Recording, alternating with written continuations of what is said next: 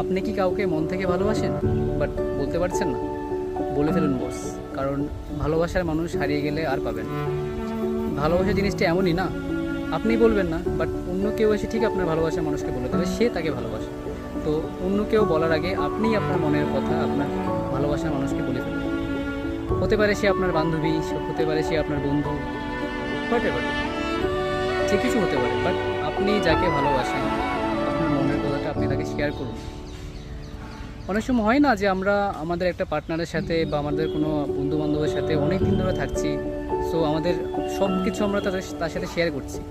তো একটা ভালোবাসা কাজ করে, আপনিও জানেন আপনি তাকে পছন্দ করেন, সেও জানে সে আপনাকে পছন্দ করে, বাট কেউ কাউকে বলতে পারছেন না।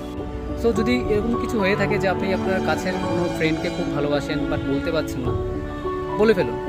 মনের মধ্যে ওই সমস্ত জিনিস রেখে লাভ নেই যে সে কী ভাববে না ভাববে। আপনি হয়তো ভাবছেন যে কি সেই আমাকে হয়তো খারাপ ভাববে কিনা, বাট সেও হয়তো আপনার জন্য ওয়েট করে আছে যে আপনি হয়তো কবে তাকে বলবেন যে আপনি তাকে ভালোবাসেন।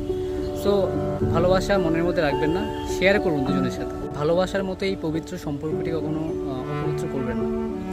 একে অপরকে ভালোবাসুন, সবাই সবাইকে ভালোবাসুন। কারণ এই ভালোবাসার জন্যই পৃথিবীতে টিকে আছে এখন, তাহলে অনেক দিন আগে পৃথিবী ধ্বংস হয়ে যেত। সো সবাই সবাইকে ভালোবাসুন, নিজের মনের কথা অন্যকে প্রকাশ করুন যাকে আপনি ভালোবাসেন।